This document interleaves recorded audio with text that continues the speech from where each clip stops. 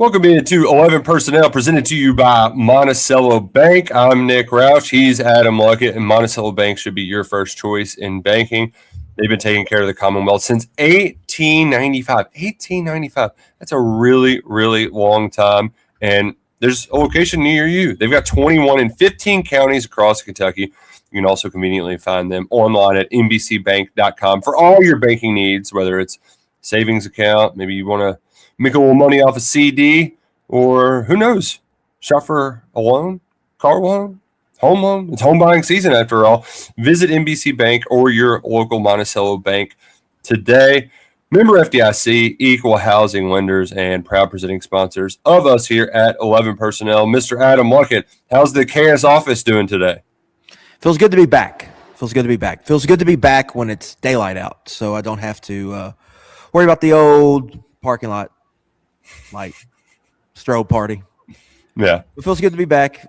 You know, this is short term, not in the season groove. We'll get there some point in July or August, I suppose. But feels good to be back, hanging out at the bar today. Nice little lunch crowd here. So, I'm up here in beautiful KS office, and the old fan's keeping me company up here, the old ceiling fan.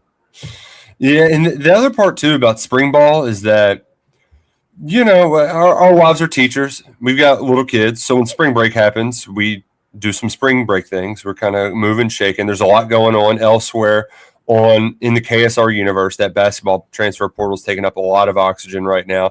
But we heard from every assistant coach throughout spring practice. I don't know, about 24 players, give or take, spoke with us throughout the time. They've had 2 scrimmages. Today was the last one, and it's all going to culminate with Saturday's blue-white game. And that's going to take up a good chunk of our talk today. But we also have to talk about a bunch of recruiting wins. There have been a bunch, a plethora. We're riding a commitment wave, a recruiting commitment wave.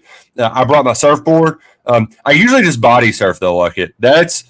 You can't really hurt yourself when you body surf. You might take like a spill and do a cartwheel, but the body surfing, that's where it's at. Yeah, best surfing to not get injured. Body surfing. Well, that's like my old adage when it comes to playing old man basketball. You can't get hurt if you don't leave the floor, which, you know, I can be proven wrong, but the injury risk is much less if you're not jumping around because when gravity, it's a bitch. No one gets hurt shooting corner threes all game. Before we get into it, though, I've got to ask, Luckett, because we're supposed to run this mini marathon next week. How's the old the running shoes been getting some work in? We're behind. Yes. Amen.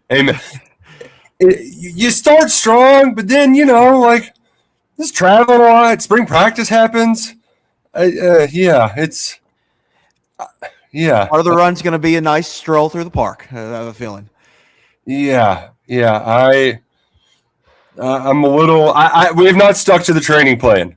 But our friends at Lexington Podiatry, they've gotten us taken care of. Did you get your orthotics yet, Luckett? Not yet. I still got to get those.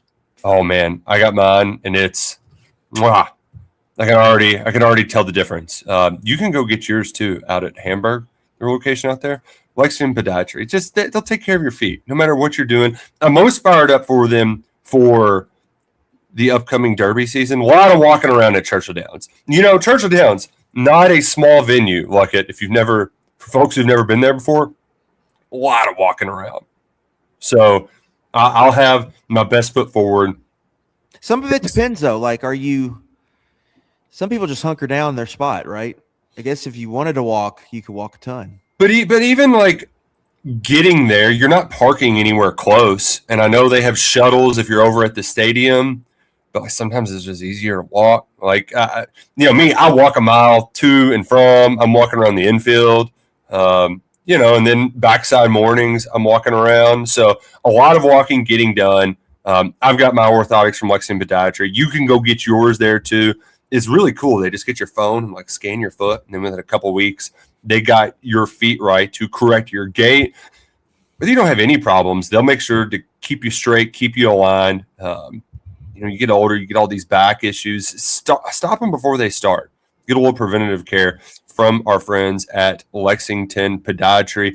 Go visit them out there, schedule an appointment. For all your foot needs, Lexington Podiatry, they'll hook you up. They've been hooking us up, helping us cover the Kentucky spring football practice over the last 5 weeks now. Man, time flies when you're having fun. We're having the blue-white game. It's Saturday at 11 a.m. There are weather concerns, though, Luckett. We've had beautiful Chamber of Commerce weather for the last 2 weeks, and then Thunder over Louisville Saturday, Kentucky spring game, Kentucky baseball game. We're going to be dealing with some weather on Saturday. Hopefully, I think it's going to hold off long enough for the spring game. I think, knock on wood. Leave it to me to screw up something and fade on it, right? But I think it's going to hold off long enough for us to watch the Wildcats in action Saturday morning, 11 a.m. at Kroger Field. Yeah, I would say just stay tuned.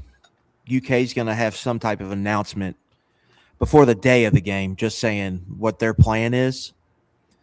So stay tuned, and there is, I think, a chance that it gets totally canceled. So let's hope that doesn't happen. We're all radar watching, and so that's where that stands right now. There is a chance that there is no spring game because of the pending, I think, thunderstorms in the area.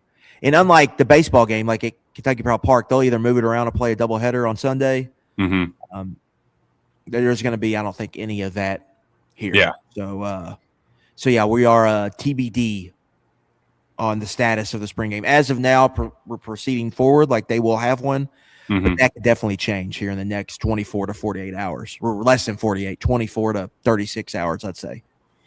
I will say if you weren't planning on going, this might change your mind. The game is not going to be broadcast. In years past, pretty much every spring game was on the SEC network. Those have been nipped in the bud. I don't think any of them are on TV anymore. Like it. Have you seen any? I know people were talking about Florida. I don't know if they were on TV. People were talking about it like they watched the game. Okay. So I think they were possibly on last weekend. But there's not a lot. That's kind of been nipped in the bud. So if you want to see the team in action, you got to actually attend Kroger Field. The tickets are free. Just go online, get yours in advance. It feels like this is dying. Yeah. I'm interested to see if they ever get that OTA thing passed where they can practice in May. Mm-hmm. If they'll just eliminate these entirely. Feels like that's where we're kind of headed. Well, I think coaches from a football standpoint would like it, but from a recruiting standpoint, having spring practice while high schools are on spring break is helpful because you got a week off of school. You can go visit a couple college campuses at the time. So, maybe they do a couple in April and then, you do a week or two in April during the high school spring break time. Then you do another week or two in May. Mm-hmm. We'll see how that goes. Hopefully we can see Kentucky actually pop some pads. Did Stein say we got a spring game format? Are they going to do any of the other, like the Mamba drill or the 2-minute stuff? Because I've spoken to some people who have gone to those scrimmages, and they love the Mamba drill. Everybody loves the Mamba drill, which is essentially just amped up one-on-ones. Yeah. Like we see at camps, right? Yeah. They are going to stop it at the warning. I'm not calling it timeout. I'm calling it the warning because it's a 2-minute warning. Mm-hmm. They're stopping it at the warning, and they're going to do a 2-minute thing. He didn't specifically say they're going to do what they do in practice, but they are going to play a 2-minute drill deal. Yeah, real football there in the last 2 minutes, but it's running clock other than a turnover, a score, or a penalty. Okay. 15-minute in the first half, 12 minutes second half. They will tackle until Stein decides they're not tackling anymore. I'm glad that it's up to his discretion because So he said they've typically gone 30 plays in spring practice. So he said that could be I could decide after the first quarter, middle of the second quarter, or go till halftime. I mean, we'll just see how he feels day of. So that's where you are on that, and then the squads will be split. They didn't say one way or the other if we would get a roster or not. I probably should have asked that today, but that's kind of the format. And then they're doing the the unique Offense, kind of defense. scoring. Yeah, Yeah. offense, defense scoring. Which it's harder to keep up with and then you'll end up with stuff like Florida where they ended it in a tie. But I like that you're more likely to see good on good. I don't know how much they talked a lot about mixing and matching, so they might do some stuff to try to confuse us as to who is where in the pecking order on the depth chart. But just generally speaking, when you're not completely mixing up teams, there's just a better chance of getting good on good, seeing some good quality football. Touchdown, 6 points. They got conversions from the 3-yard line, 10-yard line. Defense gets 6 points for a touchdown, 6 points for a turnover. If they force a punt, they get a point. 3 and out or a turnover on downs, they get 3 points. So that's how the scoring system will work. I did earlier this week, if you click on that football tab at Kentucky Sports Radio, I shared all of the new jersey numbers. There's about 40 or 50 or so, and some of the names to kind of keep an eye on that could be playmakers in this game. But you're going to, even the people like us who have been around the team more, it still takes a while to get used to the new numbers. It just does, right? Like that's going to, so hopefully, I know in the past they've handed out roster sheets for you to check, just to have handy to look at throughout the game. But that's something just to, it's a process. It's a learning process for all of us. Yeah. And again, if you haven't been paying attention, I believe the offense is in blue. I believe that's what Stein said. Yeah. Mm-hmm. Defense is in white, and the change is the non-contact jerseys. No, so like quarterbacks will be wearing black jerseys, but there will be some players participating in the spring game that weren't on the injured list that Stein read off today that will be wearing black non-contact jerseys. Now, they won't be out there when they're doing tackle football at the beginning, but at some point they're going to shift to thud, which is, to me, it's like aggressive two-hand touch and pads. Yeah. It's just don't block to the ground, don't tackle to the ground. Mm-hmm. They will be participating in that, some of these guys in these black non-contact jerseys. So we won't know who that is. And it sounds like these are players not in the group of 15 names that Stein read off today that will be pretty much, I guess, in street clothes when the teams come out on Saturday for the spring game. Among those who will be absent completely, 3 running backs, the usual suspects. We knew that C.J. Baxter, Javonte Barnes were maybe doing something but not doing everything, along with Tavani Mizell. He will not be playing. 4 wide receivers, 5 offensive linemen, and the most noteworthy one is Lance Hurd, who Stein revealed today will have to have a procedure that will sideline him for about 4 weeks or so. I'm assuming this is a recent development, Luckett, because he had been doing everything up until this point today. I believe he said, yes, it was recent. He pretty much went through all spring until this popped up.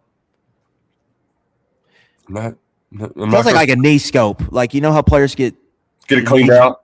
Yeah, that's what it sounds like to me. I don't know that, but that's what that kind of sounded like.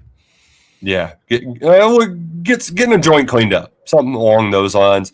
They don't have any long-term concerns about his health, which is good, but kind of a bummer you don't get to see 53 running out there in person, because he's just fun. He's fun to watch move around. Like that is a big guy who does not, like, he looks like an offensive tackle, but he does not move like one. And I kind of have gotten the same impression from C.J. Baxter, because Baxter looks like a damn linebacker.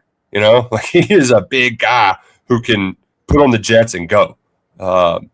These guys move really well, but just unfortunately not going to be able to see them in Saturday's blue-white game.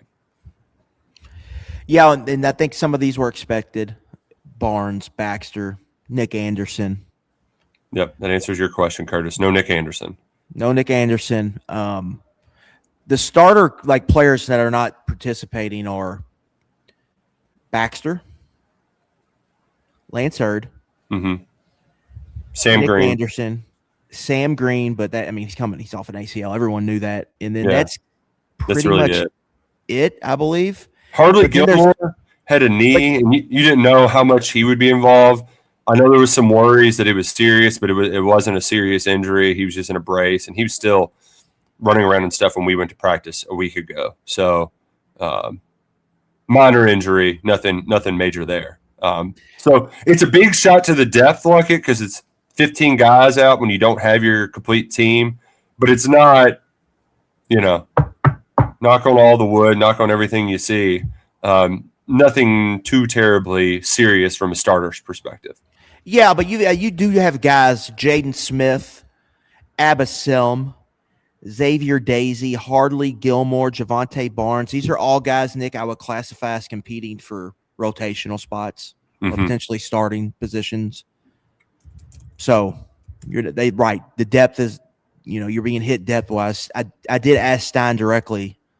Now, you feel like all these guys will be back for fall camp?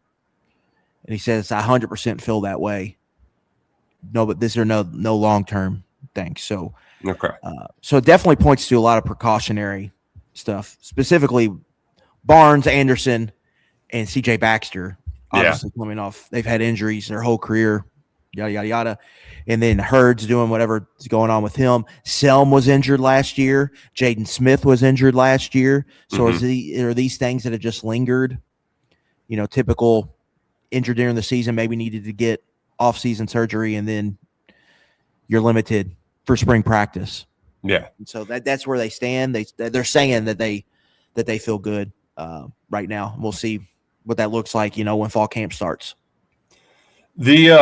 I did want to mention about Sam Green because even though he's coming off that knee injury, we just dealt with Jaden Quain's knee injury, so I'm sure there's a lot of people who are kind of walking on eggshells when you hear about that. His was late in the season. Like, would that linger into the season? For all intents and purposes, he is ahead of schedule and should be fine for fall camp. The way they talk about how not only he is a leader in that room, but he appears to be pretty involved. Probably just doing the running around drills, but not any contact or anything. But he's been very involved. And Jay Bateman and Tony Washington, they're both really high on him as being an impact player for this team this fall. So all in all, that's good to hear because, that was that November when he went out? Yeah, Florida game. So it was not game 9, game 10. Yeah. It was late in the year. So that's game 9. Game 9. Yeah. So that's at least one bit of good news that it doesn't seem like there's anything serious on the horizon. So let's talk about the actual game though, Luckett. And I'm just going to share the simple question to you, the one that we've talked about before. Who we have sort of some of the stars of spring practice that have emerged. Martellus Carter flipping positions was maybe the biggest story. But there's also some other guys who really popped, really dominated the headlines, like your Willie Rodriguez's of the world. Kenny Mincchi, obviously. But who's going to be the guy that when the dust settles, you look at the stats and say, wow, this guy had 10 tackles or this guy had 120 receiving yards. Who is going to be the star of the blue-white game that we're talking about? Are you asking me who is going to be Bryce Oliver, who is going to be Jeremiah Anglin, who is going to be David Washington Jr.? Ooh, Jamin Davis. These are recent spring game MVPs. I think Shane Carr. I think he's up there. That's a good candidate. Setting the bar. I think there's going to be kind of a healthy rotation at corner. I don't think Terrion Nichols will be out there very long. No. But Hassan Sykes, the Western Carolina transfer, in each of the last 2 scrimmages, he's gotten an interception, including a pick 6 in the last one. I'm going to give you a real wild card, Luckett. A player that nobody has heard of unless you're really paying attention, because when they first started saying his name, I had never heard of him either. And I'm like, who are they talking about? And it's a walk-on.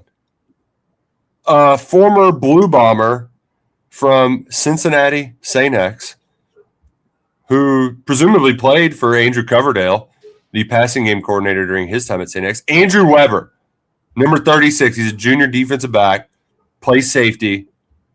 He strikes me as the type that will get a lot of run and will make an impact play or two. They even had him in a highlight recently, breaking up a pass. I don't know if it'll necessarily stuff the stat sheet, but number 36, Andrew Weber, 6 foot defensive back. Keep an eye on him in this spring game. Okay, I would throw Jacaden Ferguson in there as well. I'm interested to see, if we do have this, is Stein going to take a page out of the old Bobby Petrino playbook? Oh, yeah. First play, we're hitting a bomb. Like, just throwing it deep, don't cover him. And then just try to, like, are we going to do a thing where you look up and Kenny Mincchi is 16 for 18 for 312 yards and 3 touchdowns, 0 interceptions. So everyone could just run with the because I always go back to Will Gardner. This is every time I think of spring games, I think of Will Gardner, 2014 season. He was like 26 to 28, 375, 4 touchdowns. And for 4 months, Nick, all I heard when I was out at Tim Roof or I was at Roosters or I was at a church picnic, all I heard was how good Will freaking Gardner was. For 4 months, you would have thought Will Gardner was the next Andrew Luck or whoever. Insert whatever the big quarterback was at that time. And then about halfway through the season, it's just like, oh, he's not very good. So I wonder, not saying Kenny Mincchi's Will Gardner, but that's what I think of when I think of, spring game, with spring game hype getting out of control. I mean, that was, of course, a big spring game because that was Bobby's first spring game back, right? It was the 2014 season. It was ACC takeover city. Yeah, they're coming for everyone. They're going to win the national championship this year. Will Gardner's leading the way. I wonder if we'll see something where they is there an emphasis to let Mincchi just rip it and have a big game throwing the football, have a big day throwing the football. The part of that about Ferguson that intrigues me is just where he's going to get his targets because he's a bigger guy who we've seen. I mean, he had that OT7 highlight where he caught it in the back of the end zone. Yeah. That was insane. So you think of him, at least I do, as sort of this jump ball guy. But every highlight I've seen of him so far this spring has been catching and running. So is it like where you see him in tunnel screens and he just shows his burst? Like I don't know. That's what I'm fascinated about. He's a bigger bodied guy. But they said that they were going to use Carr some inside out. Could that also apply to Ferguson?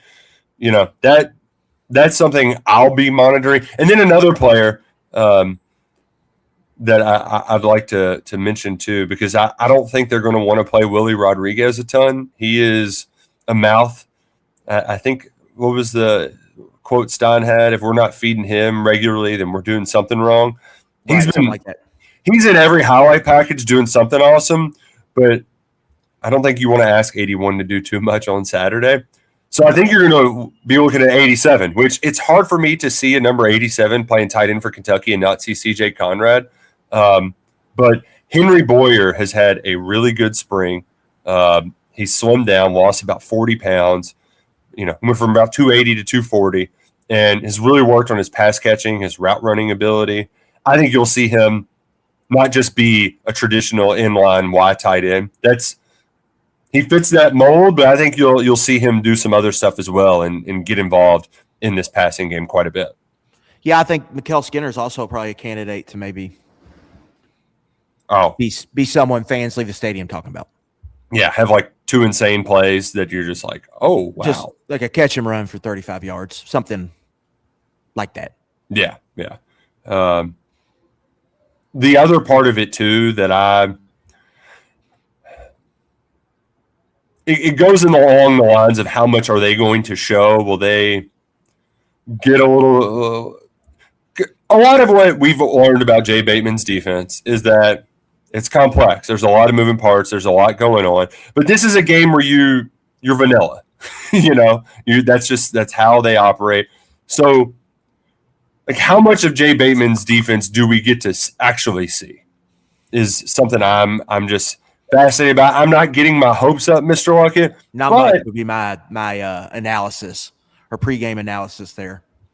It's just that, like, if this isn't going to be on tape anywhere, you would think that you'd want to put the defense in a position to make at least a couple of plays. So that part of it, that element, I'm curious about, Yeah, I think that obviously I get the view of no one's seeing this. Well, I just throw some blitzes at them or whatnot. I just don't think that's going to happen. Yeah, I think this is a entertainment. You can't hit the quarterback, so fans aren't going to be entertained when you get a sack. right. I think a lot of this is going to be Kenny Mincchi slinging it. I think is what we're going to see. Well, let's go ahead and talk about Mincchi for a moment. We got to have our obligatory Kenny Mincchi conversation. I believe it was after Saturday's scrimmage. Yeah, I think it was this most recent scrimmage on Saturday, where you can say that he's accurate all you want. You can say he's got a great grasp of the offense. But the way that Will Stein articulated it was, I mean, just music to my ears. Because he said, we had a third down.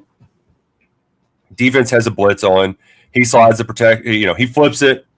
The defense flips it. And then right before the snap, he flips it one more time. Great PBU by the defense. But operationally, he did everything correct pre-snap to adjust the play multiple times to get them in a situation to get that first down, to move the chains.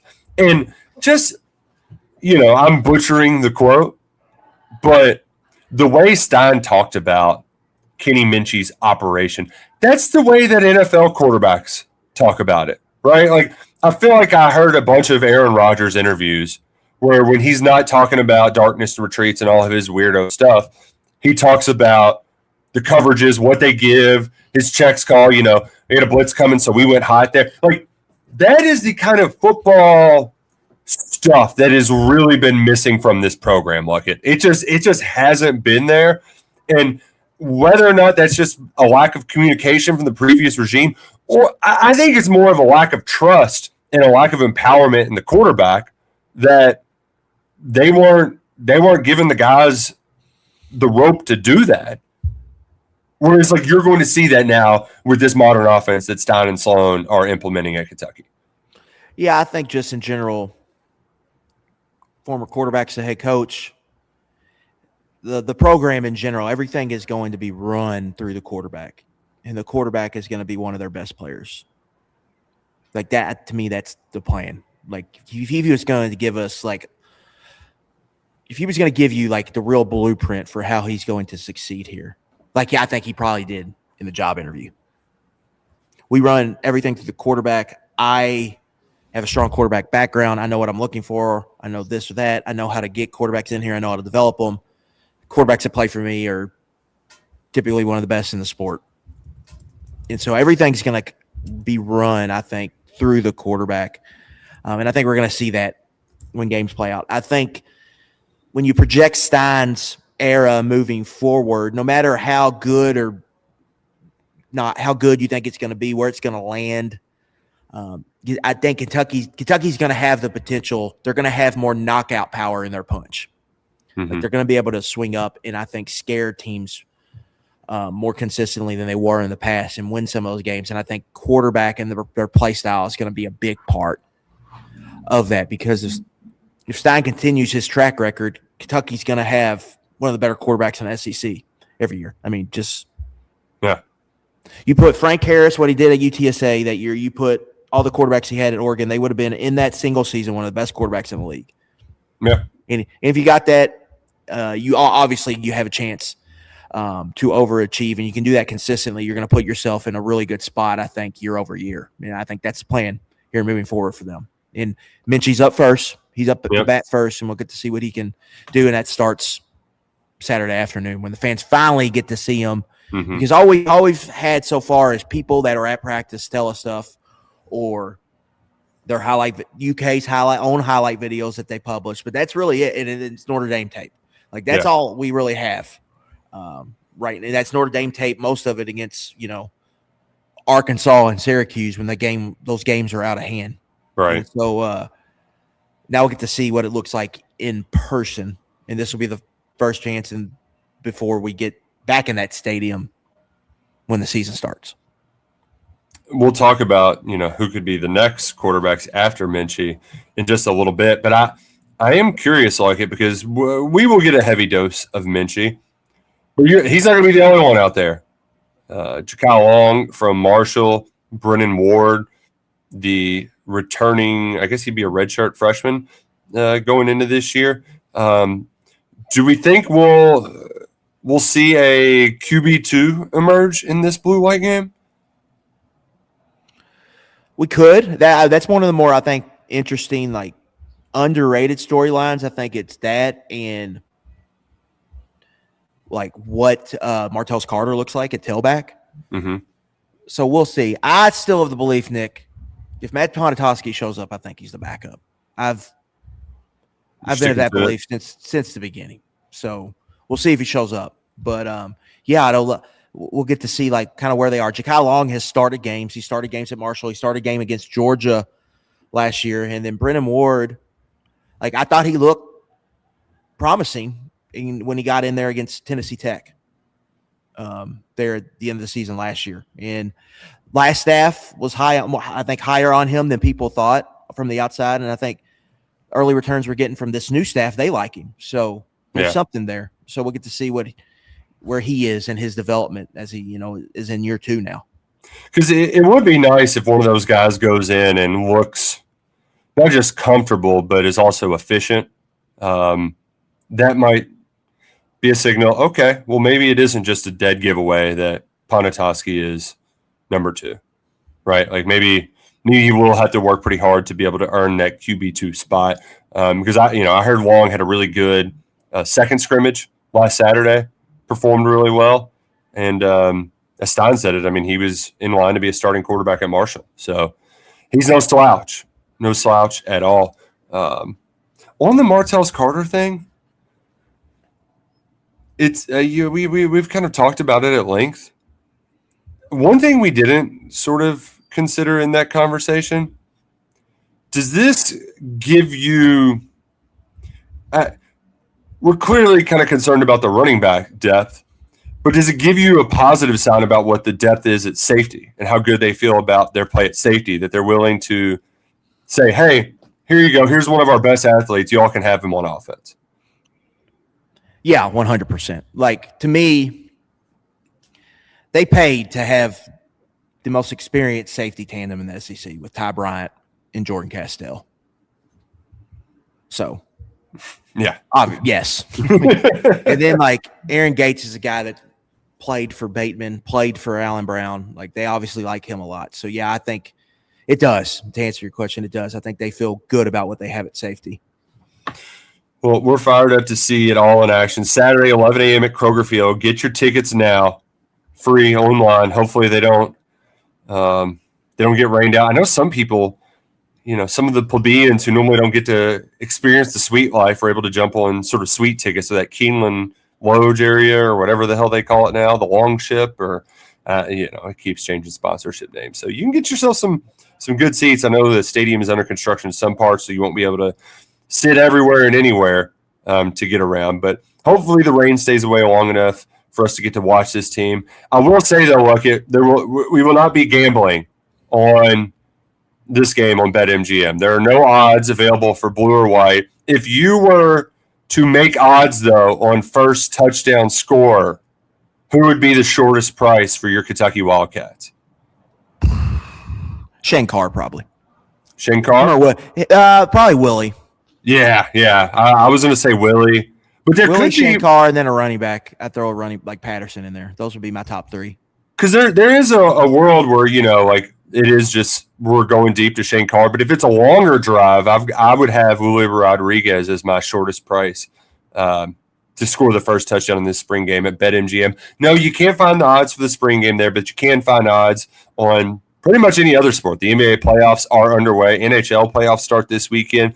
Baseball's happening. The Reds are actually scoring runs again. It is maybe just for one night only, but they got some runs last night. You can get in on all of the action at BetMGM, and when you sign up, use bonus code ON3, ON, and the number 3, and get up to $1,500 paid back in bonus bets if your bet doesn't win.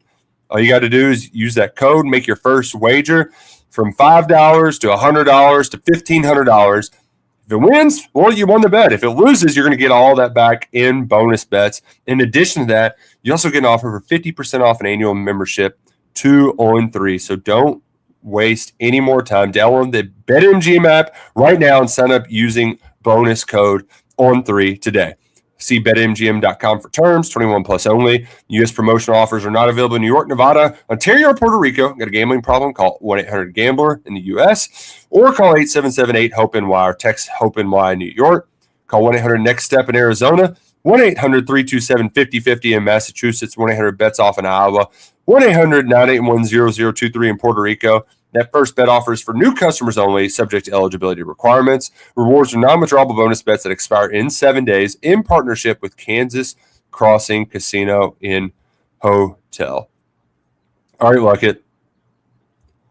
We've been, I don't want to say light, but I was mentioning it before the show. I've had to put off some of my spring practice stories because football recruiting news. It's happening left and right. They've gotten 3 commitments in the last week, and it was all highlighted by Sunday's news that Jake Narat, the number 2 quarterback in the 2027 recruiting class, has committed to Kentucky. It was a bit out of left field. We talked for a while that things seemed like Andre Adams from Nashville, Tennessee was the most likely candidate to commit.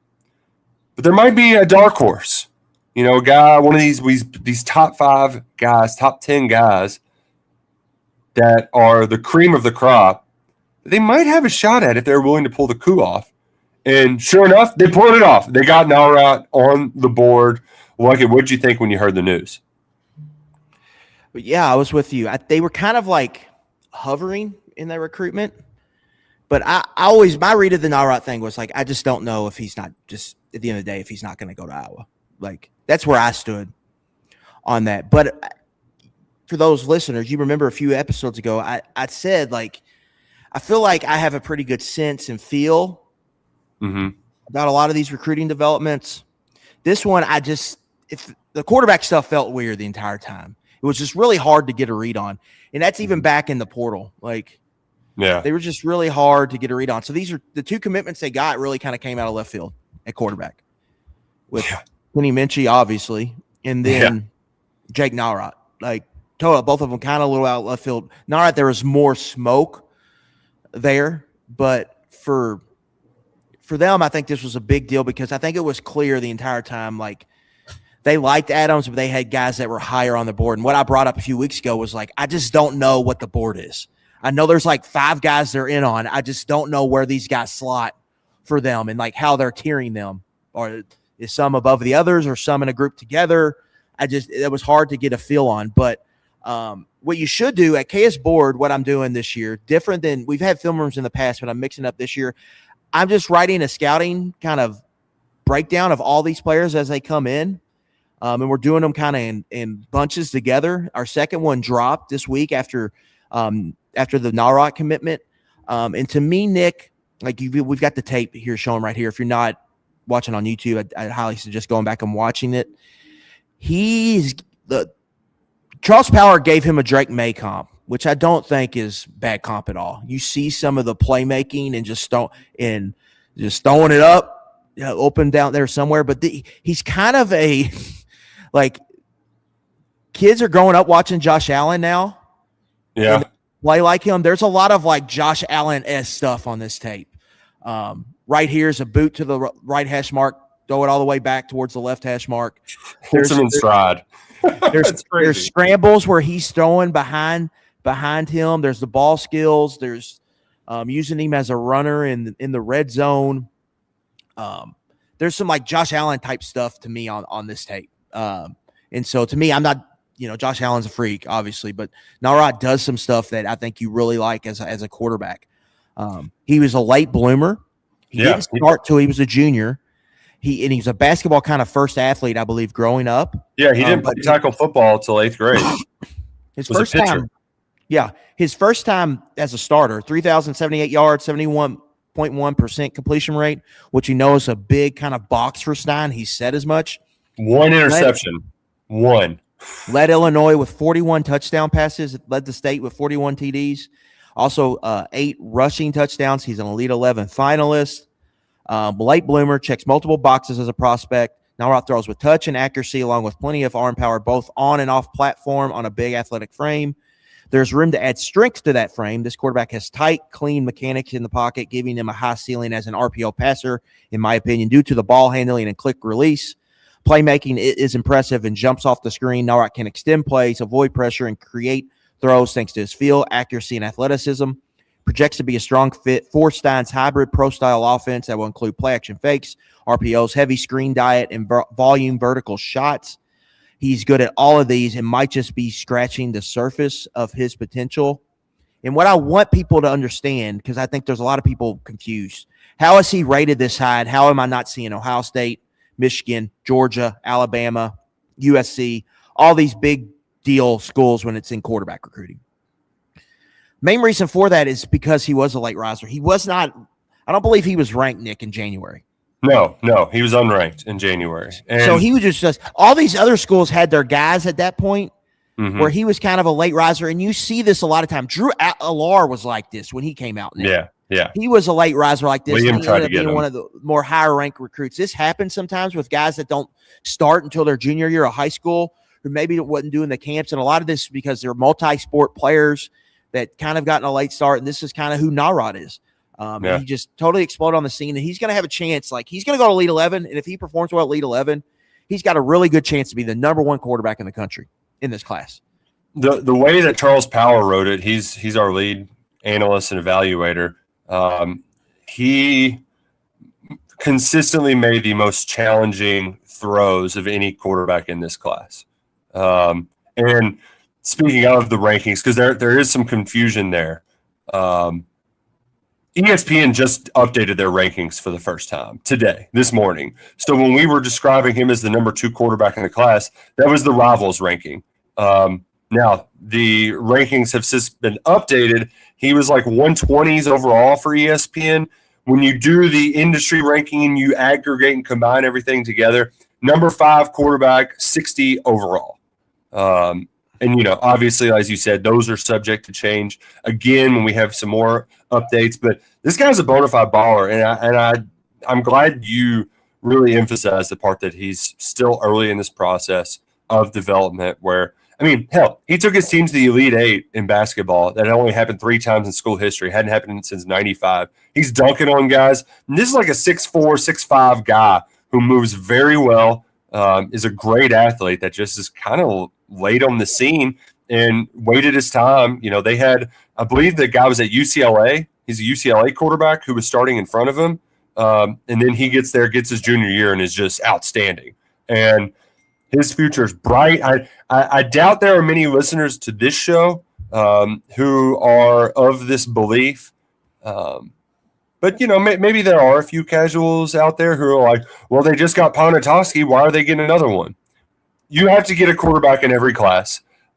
The better they are, the better they are. Like, if he beats out Ponatoski because he's better, so be it. If Ponatoski is better than him and Narat can't play and he ends up transferring, so be it. Like, that's how it goes. The quarterback is a very transient position once they get into the college ranks.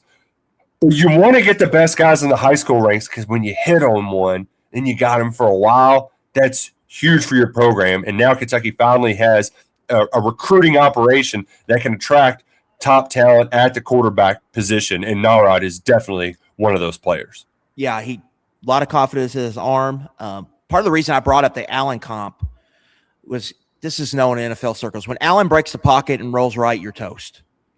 Like, he's either running for a first down or he's not afraid to sling it behind him. He can throw it over your head. Like, the number one thing when you play Josh Allen, do not let him break right. If he breaks right, we are absolutely toast because they're getting at least a first down. Mm-hmm. When Narat broke right on his tape, it was a scoreboard changing plays. It was either him extending a drive, converting a first down, or not being afraid to throw it like behind him, or throwing it deep over the top. So that stuck out to me. Like, obviously he can make plays in the pocket, and I thought he had a good feel for pocket movement and being able to throw it down the field, and also being able to throw it into some tight intermediate windows with loft and accuracy, different types of throws. But it was when he was on the run too, he's got the athleticism to do some things, and it's when he breaks the pocket it's not just he's running it. He can make a different assortment of throws, plus having the athleticism, in my opinion, to run it and extend the drive, extend the downs, give you a fresh set of downs. So there's a lot to like about him. And he'll be interesting to watch because was that just a baseline? How much better can he get this year? And then Elite 11, I think he's going to be one of the more intriguing players that people are going to watch, similar to Ponatoski last year, because hasn't really done the camp stuff. Yeah. He's kind of new a little bit, not necessarily new to football, but, it's his first time being a starter. So what does he look like when compared in person to all these other guys? And that's going to be something I think later this summer to really pay close attention to. For the second year in a row, we're going to have a Kentucky quarterback really probably generating a lot of buzz one way or the other at that Elite 11, which is kind of the quarterback camp in the summer. So things are different, right? It's a different time. The other part of this too, we'll get to sort of the ramifications of it in the here and now, but this has potential to be the most fun recruiting story in a very long time. Go back to the 2020 Heisman Trophy ceremony, and the guy sitting there who watches his wide receiver win it was the same guy who wore a construction hat in front of the Joe Kraft football training facility and said, "We're going to build something special." Jake Narat's picture with the Lamar Heisman Trophy, it's probably going to go down as like an all-time photo. And boy, if that, you're going to go there, aren't you? You're going to go there. You're going to say, what if you win that? Am I dreaming big? Am I dreaming too big? But how? You're going to go there. KSR's flying to you to New York, and you're going to talk about, you're going to show both pictures. And and he's going to bring one home. But it's just, especially if you go back to that day when, we're running the site and he's sharing pictures from it, and I'm looking, I'm like, is that a Heisman Trophy? What is it? I mean, that became. I'm at St. Patrick's Day parade later that afternoon, and people are blowing up my phone afterwards. Louisville fans are losing their mind over it. This could be one of the that picture. The fact that it gets to live on in Big Blue Nation, not just as a one-off from a one day, but is something that will be talked about if this kid's starting a Governor's Cup game, right? That will be a thing, and I love it so much. I love it so much that this picture, that recruiting pictures don't move the needle. This one is going to live in UK lore for a very long time. Yeah, it was a kid where I think I said to you at the time, I just don't even know, I said, I don't even think that's the kid they're going to get. I thought at that point, but they ended up, being able to get him. Yeah, that's going to be a thing, obviously. But we're not going to be suffering for storylines when those games come up. I have a feeling. No, not at all. There's going to be 8 trillion. I don't know if we're going to have time to discuss them all, not them all. We might have to start writing them now, so we got them locked in. Exactly. But the other part of Jake Narat committing is just what else it does for the here and now. And the immediate right now is that somebody was on high flip alert and right before the show started, Tank Proctor announced that he is, in fact, flipping from Auburn to Kentucky. The high flip alert, when he did the interview with Steve Wiltfong while on his visit and said, "I'm on high flip alert," funniest, I've heard a lot of them over the years, never heard that. That was a first for me. South Florida recruiting, baby. When I saw high flip alert, and then I found out this Tank Proctor, tight end in South Florida, I was like, this is American Heritage. Pat Surtain isn't still coaching there, is he? I'm not sure. He was there for a while. He might have moved on. I think, he might even be a college coach by now. But Patrick Surtain was the head coach at American Heritage for a while. That's a Broward County joint, Fort Lauderdale area. Very, one of the best programs in Florida and all the country. Basically, Proctor, to my knowledge, he's taken 2 unofficial visits. One was to Auburn. One was to Kentucky since the season ended. It's like the spring semester. Right. He did a junior day at Auburn, committed shortly after. And then a couple months later, he does an unofficial visit at Kentucky, flips to Kentucky shortly after. That is South Florida recruiting. But Proctor, he's the latest in the boat. Cats have 9 commitments now, as we said, 3 in the last week. And with that rankings update I referred to earlier, Kentucky now has the number 17 recruiting class in the country as the Cats continue to build momentum. The other commitment they got was from Elijah Brown, a 4-star from Prattville, Alabama. Is there a name that comes to mind immediately from Kentucky Pass that you think of when you think of Prattville, Alabama? Because I got one. Not that I can think of off the top of my head. Jalen Whitlow, Prattville, Alabama product. That's true. There we go, Jalen Whitlow. So I love to do the old names with towns. But, I mean, taking 4-star linemen from the state of Alabama who are being recruited by the schools in Alabama, that's a big damn deal like it. Yeah, I did this one direct win over Auburn. So Kentucky flipped a tight end commit from Auburn and then went to Prattville and won a head-to-head with Auburn. He was also at an Auburn Junior Day in January. Elijah Brown had unofficial visits with Michigan, Oklahoma coming up, like this week. This week and weekend, I believe. I believe those got canceled. Or he committed at least before he took them. I don't think he took them, but I haven't seen confirmation on that. So, yeah, I mean, that's a big win for Kentucky here. These are the type of wins we talk about all the time, Nick. Like, of course, you got to protect your own backyard. You need to go into Ohio. You've got to have a really good plan at quarterback and how you attack that position. But at the end of the day, at Kentucky, at this job, you're not going to make a living going into the traditional SEC footprint and trying to win a bunch of battles, but you got to win a few. Every cycle. You got to win some. And then I think when you look back at good Kentucky teams, you look back and you see they've got guys from traditional SEC football. What I mean, like Alabama, Georgia, Mississippi. I throw Nashville in there now. Like you've got to be able to go into those places and you got to be able to win some of those fights. And like this is one in this class. This is at a key position that area pumps out. He is a legit one-tech defensive tackle, nose tackle, however you want to classify him.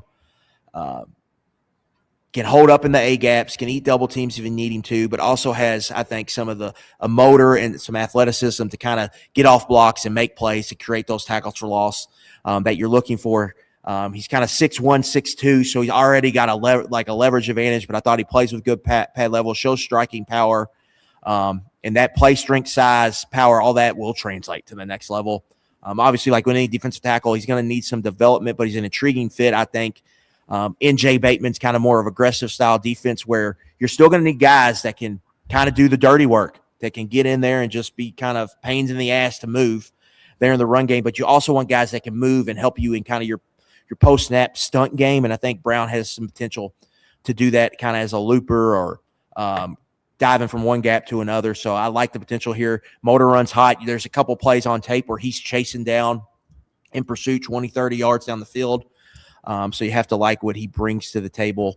And most of all, like you're going to have to go and win some of these. It's kind of a non-negotiable. You got to win some of these battles, and they were able to win one here. It's far from over, I would say, as it is when you're in the snake pit. This is a snake pit recruiting battle. But a good early sign that you're able to really beat out Auburn and you're in a good position for him. I'd rather have him than not have him at this point. If you're Kentucky, if you're wondering, if you want to play the old tell me when they sign game. Those are the commitments that they got, but I mean, the party's not stopping, right? Tank just jumped on the board, but there's likely more to come. There's a couple names that we're monitoring, and 2 of them are from a state that Kentucky's recruited quite a bit over the years. One of them is 4-star safety Tristan Hughes, which this one's almost had a South Florida-like feel to it, Luckett, because he initially committed to play for Fran Brown at Syracuse. They go in the tanks last year, go from 9-3 to 3-9, and a lot of those commitments jump off the board. He's from the Cleveland area, and when he got back on the market, Kentucky and Louisville were seen as the top 2 choices. Then Kentucky emerged as a favorite. And then, James Franklin got involved. And I wrote about it last night, but you're going to see James Franklin in the mix a lot more often. He's trying to get in Kentucky's traditional areas, and then Jay Bateman has that's where he cut his teeth, is in the Virginia Tech traditional recruiting areas through the DMV, all the way down to North Carolina, Newport News. You're going to see a lot more of those recruiting clashes in the future. Ivion Lewis, 4-star wide receiver from Virginia, he was visiting this week. He said Kentucky, Virginia Tech were his top twos. With Hughes, it was Kentucky RPMs, schedules commitment. Oh, no, here's the Virginia Tech RPMs. And the day he was supposed to announce his commitment, he was at Kentucky spring practice, which is a good sign. Now we've got Kentucky RPMs. There's I can't get a read on when an announcement might happen. I haven't been able to get any sort of timetable on that. But as for the other Ohio kid, Antoine Higgins Jr., 4-star pass rusher from Cincinnati Anderson, they've been the state runner-ups in Division II, which is their second highest class. They go in the opposite order of Kentucky. So Class 5A runner-ups is the equivalent here. Back-to-back years, big-time program. Cats are a finalist there, and we should be getting some news on his decision soon. I really like where Kentucky stands there. And he has fascinating tape like it because he doesn't have the traditional sort of edge rusher, I'm just blowing off the line of scrimmage all the time sort of stuff. He stands up quite a bit and makes a lot of plays in space, which you don't see that a lot from guys who play his position, which I think makes him a really fascinating prospect, particularly just what his fit would be in Jay Bateman's defense. Yeah, first of all, the Virginia Tech angle. We're going to post the spreadsheet again once the spring game is over and it settles down a little bit as kind of a appetizer as we get into the big summer recruiting blitz. We're up over 300 prospects on this bad boy right now. And Nick, just when I searched Virginia Tech on here, 40 times. Virginia Tech is on here 40 times. That's crazy. So yeah, I mean they are crossing paths a lot. Yes. They're battling for a lot of the same players here. So yeah. And then Higgins, that's a guy Indiana was making a pretty hard push for at one point. Missouri's also pushing for him. It's just more evidence that they are still getting in Ohio. I don't think it's ever going to be as heavy as it was at some points in the Stoops era, but that is going to be an emphasis for them, and they're going to try to get players from them. So that's one they're battling for. They're taking a more bigger, I think, Midwest approach than maybe the previous staff. The previous staff, Midwest, it was Michigan and Ohio. Yeah. Pretty much it. They got into St. Louis a little bit, but it was basically Michigan and Ohio. Where this one, you're seeing them get into Chicago a lot, while they're also Indianapolis, while they're also doing the Ohio thing, and they're also doing St. Louis. So more broader, I'd say, Midwest approach, but they're still going to get into Ohio and try to win some battles. Which the East St. Louis running back, Myson Johnson Taylor? Did I get those? Cook. Myson Johnson Cook. You were close. So close. I got 2 out of 3. I'll take 66% from the field. He was visiting this week. That was that kind of came out of nowhere because Kentucky trying to keep it quiet, 3rd-ranked running back in the country. Might be hard to pull this one off, but they were able to get him on campus for a multi-day unofficial visit. And I think the reason why the commitment watch is the giant big block on the lower third right now below our faces is because it's been a very busy spring, busier than any I can recall, because even when Stoops had it rocking and rolling, the recruiting calendar was different. It was more important to get these guys in during the summer than during spring practice. I think it's clear that, all right, we got all of these guys on campus. Well, we need to get some to pop. We need to get them. We need to tighten the squeeze and get some officially in the big blue boat.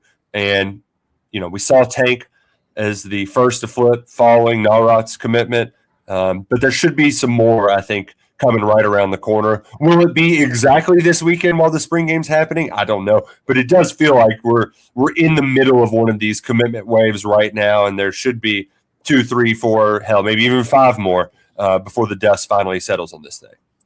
Right. I think you're seeing volume recruiting. I think you're seeing let's get a lot of guys on campus, build the relationships, and then figure out who we want to make a push on. And I definitely think you're seeing, all right, now a lot of this has just been how long does it take us to get the quarterback? Let's get the quarterback, and then the expectation after they get the quarterback is that obviously there's going to be like a wave of momentum, and that they're going to try to use that as kind of leverage to close some battles out. I think in any class, you don't want to get to June or whenever your OVs are starting, or let's say mid-May, and look up and say, gosh, we need 13, 14 commitments. You want to be like 7 to 8, in my opinion. Which is what, like last year or 2 years ago? Don't do what they did last year. Like that is a very good bar. Like, don't do what they were trying to do last year, which we talked about. Like even when it was going, like that just was not an efficient way to go about your recruiting operation. And so for Kentucky, I think that now in the current day, they're trying to close on these guys, have some momentum, and then have some guys locked in to come on these visits to help you. And I think you're seeing that now. We're watching a lot of guys closely here over these next few days, next week. And it's all coming together at the spring game after the quarterback commit, Jake Narat, got in. So now they're going to try to close and finish some of these recruitments out. And again, like we're in a wave. We're in a potential avalanche. I think there's a chance they could get 3, 4, 5 guys here in these next few days. So now we're just waiting patiently. So there's a lot of commitment watches going on right now, Nick, on the old World Wide Web Kentucky internet. And so we're all a lot of the graphic people are putting in work right now. Let's just say that. The other part of it too that is worth mentioning, when you had all of these guys visit, I think even John Hale wrote about it. It's like, well, it's one thing to get them on the campus. It's another thing to actually close. And can they do it? Can they do it just on their previous brand alone and selling this vision? And yeah, they're starting to do it. Right, they've got 9 in the fall top 20 class. Get a few more here, and the table will be set for what could be a top 25 class when the dust is finally and ultimately settled on that. Who knows when signing day is going to be? They'll probably move it around 3 more times before this year, but I guess it'd be the first Wednesday of December is where it's currently set. So exciting times, a lot happening this weekend, and look at you're on the right in the middle of it all, right in the thick of it. Because, I'm taking off this weekend. So the next time you see Luckett, it won't be me rapidly reacting. Roush is not only taking off this weekend, he's taking off, I think 6 weekends in a row. I think next time we'll see what Roush work a weekend will be SEC Media Days. Hey, this is Derby season. We got a lot going on, right? But Jeff Drummond will be rapidly reacting with Luckett on Saturday. I'm going to try to get 36 rounds of golf in. Got a little golf trip scheduled for this 36 weekend. 36 rounds is a lot. I think 36 rounds would be a lot. That's we need the rain. We need the rain to stay away long enough for me to get 36 holes in Saturday. Spray the ball all over the course. So I'm fired up for that. So you're going to hang out in the happy hour this afternoon. We're still going to clock in for a little bit, but I'm not. I gotta admit, when we get doing our night shifts while the basketball portal's happening, I get a little anxious because, I don't. I have a general sense of what's going on, but sometimes names. What were all those Martha Stewart, Evan Stewart threads going on the board last night? I was so confused. I was like, what the hell's going on here? The traffic chaos board is crazy right now. I'd highly recommend getting over there. Everything you want. Like we got Kobe Brea threads getting bumped. Just all kinds of. It's crazy right now. It's somewhat they're asking about people hiding. Is it just official portal threads? Yeah, crazy Stanley Cup threads are starting. WrestleMania's this weekend. There's a lot going on. We're wrestling this weekend. That's right. Oh man! Shout out Friends of Cole, friendsofcolekentucky.org. We're Friends of Cole. You should be a friend of Cole too. Resilient, reliable, affordable. It's Friends of Cole. friendsofcolekentucky.org. One thing I want to put on everybody's radar though. You're gonna like this, like it. Remember journalism? It's not dead. The horse isn't dead either. The horse is racing this weekend. We get journalism versus sovereignty. Part 3 is 4-year-olds. Okay, I know that like I can be hyperbolic sometimes, and I can talk about a kid posing with a Heisman Trophy and then winning a Heisman Trophy 4 years later and get a little bit excited. I was like, not even Tom. I asked every horse racing old head I could find, has there ever been Triple Crown rivals face off as 4-year-olds? No.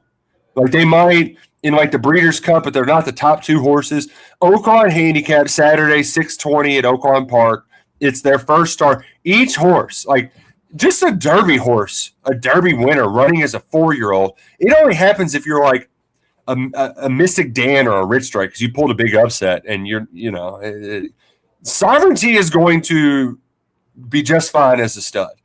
They're keeping him around after he didn't get to race in the Breeders' Cup. That's awesome for the sport that he's going to have a 4-year-old year. He's making his debut against journalism. And then on top of it, they're going up against White Abarrio, who is like an old school horse making his 30th start. He's got a Breeders' Cup Classic win. He's 7 years old. You don't see horses like him a lot.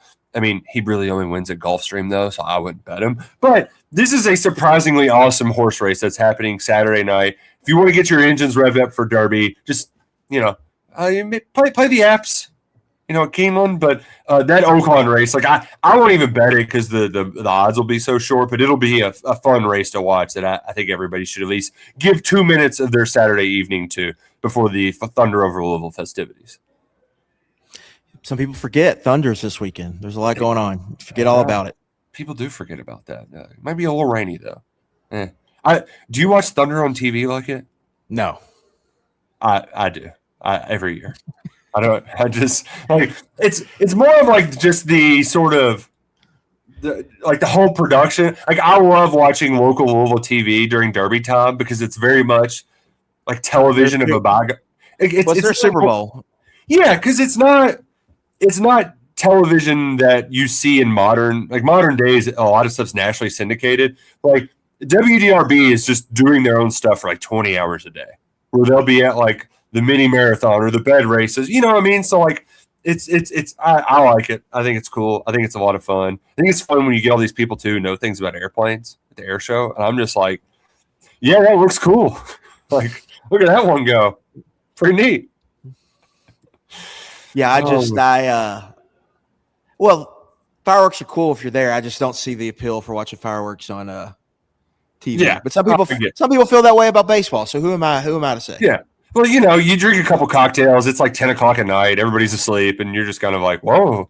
Then I walk outside of my house, and I'm like, you think I can see him? That's how I met one of my neighbors. We were both looking outside to see if we could see the fireworks. So, yeah, I digress. I got off topic there. We're over time. We're sorry we took a little bit longer to get back to you with a fresh 11 personnel, so we gave you a little bit extra today. It was a lot to catch up on while we were traveling all around for spring break, but we'll have you covered from head to toe on Saturday for the spring game, 11 a.m. at Kroger Field. Until then, he's Adam Luckett. I'm Nick Roush. Go Cats and go Kroger.